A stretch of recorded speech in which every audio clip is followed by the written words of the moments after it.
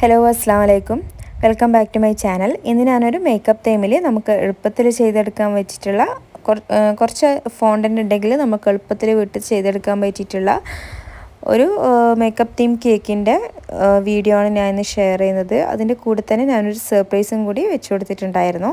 അപ്പോൾ എല്ലാവരും വീഡിയോ മുഴുവനായിട്ടൊന്ന് കണ്ടുനോക്കുക. കണ്ടിട്ട് ഇഷ്ടമാണെങ്കിൽ ലൈക്ക് ചെയ്യാനും ഷെയർ ചെയ്യാനും മറക്കരുത്. കൂടാതെ സബ്സ്ക്രൈബ് ചെയ്യാതെ കാണുന്നവരുണ്ടെങ്കിൽ സബ്സ്ക്രൈബ് കൂടി ചെയ്യാം.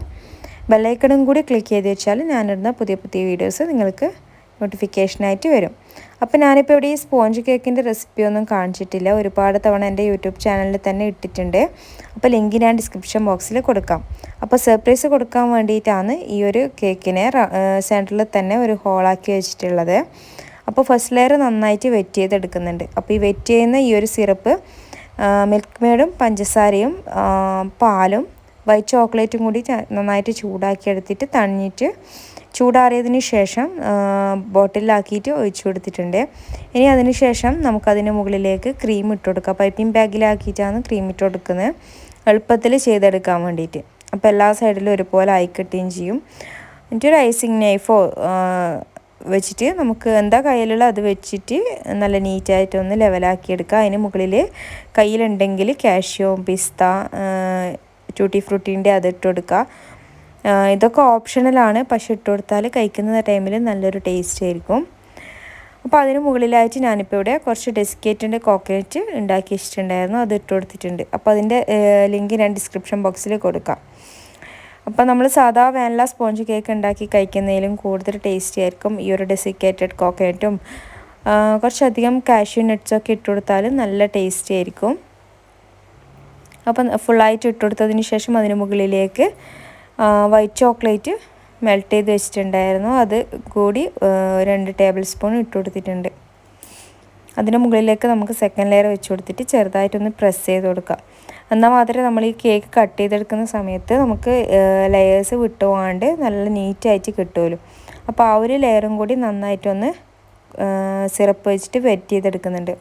ഈ ഒരു കേക്ക് വെറ്റ് ചെയ്തെടുത്തിട്ട് അപ്പോൾ തന്നെ കട്ട് ചെയ്ത് കഴിക്കുന്നതിനും നല്ലത് ഒരു 1 hour ഫ്രീസറിൽ വെക്കുക, അല്ലെങ്കിൽ താഴെ നമുക്കൊരു 2-3 hours വെച്ചിട്ട് അങ്ങനെ കട്ട് ചെയ്തെടുക്കുമ്പോഴാണ് കേക്കിന് കൂടുതൽ ടേസ്റ്റ് ഉണ്ടാകുക. അല്ലെങ്കിൽ ഈ ഒരു സിറപ്പ് നല്ലോണം കുടിച്ചിട്ട് ഒരു ടേസ്റ്റ് ഇല്ലാത്ത പോലെ ഉണ്ടാവും അപ്പോൾ തന്നെ കട്ട് ചെയ്തെടുക്കുമ്പോൾ. അപ്പോൾ ക്രീം നന്നായിട്ട് എല്ലാ സൈഡിലും ഒരുപോലെ ആക്കി കൊടുത്തിട്ടുണ്ട്. അപ്പോൾ അതിന് മുകളിലേക്കും നമ്മൾ ഫസ്റ്റ് ലെയറിൽ ചെയ്തതുപോലെ തന്നെ കാഷ്യൂ ബാദമൊക്കെ കട്ട് ചെയ്തതും ഡെസിക്കേറ്റഡ് കോക്കനറ്റും വൈറ്റ് ചോക്ലേറ്റും മെൽറ്റ് ചെയ്തതും ഒക്കെ ഇട്ട് കൊടുത്തിട്ട് നമുക്ക് ലെയർ ഫില്ല് ചെയ്തെടുക്കാം.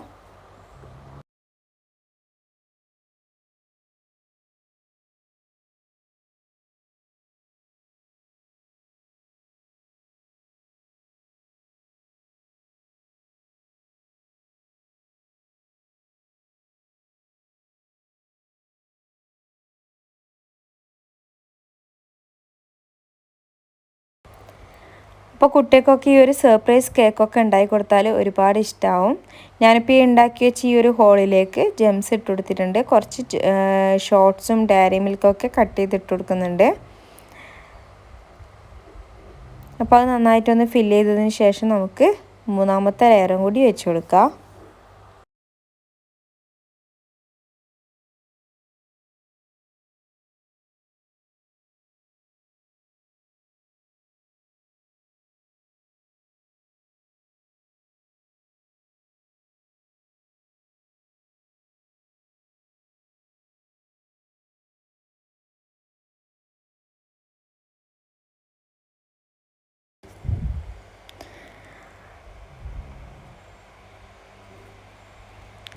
അപ്പോൾ മൂന്നാമത്തെ ലെയറും കൂടി വെച്ച് കൊടുത്തിട്ട് ചെറുതായിട്ടൊന്ന് പ്രസ് ചെയ്തെടുക്കുന്നുണ്ട്. ഇനി ആ ഒരു ലെയറും കൂടി നന്നായിട്ടൊന്ന് വെറ്റ് ചെയ്ത് കൊടുക്കുക.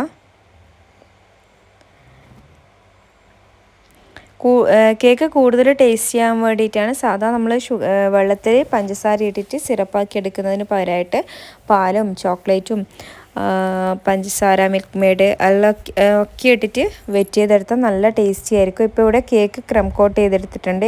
ലാസ്റ്റ് നമ്മൾ കട്ട് ചെയ്യാൻ പോകുന്ന ആ ഒരു ടൈമിലാണ് ഫോണ്ടൻറ്റ് വെച്ചിട്ട് ഡെക്കറേറ്റ് ചെയ്തെടുത്തിട്ടുള്ളത്. ഇതൊക്കെ സിമ്പിളായിട്ട് ചെയ്തെടുക്കാൻ പറ്റിയിട്ടുള്ള കാര്യങ്ങളാണ്. യൂട്യൂബിലൊക്കെ ഒരുപാട് വീഡിയോസ് ഉണ്ട്. അപ്പോൾ അതിൻ്റെ ഒന്നും വീഡിയോസ് ഞാൻ ഡീറ്റെയിൽഡായിട്ട് ചെയ്തിട്ടില്ല.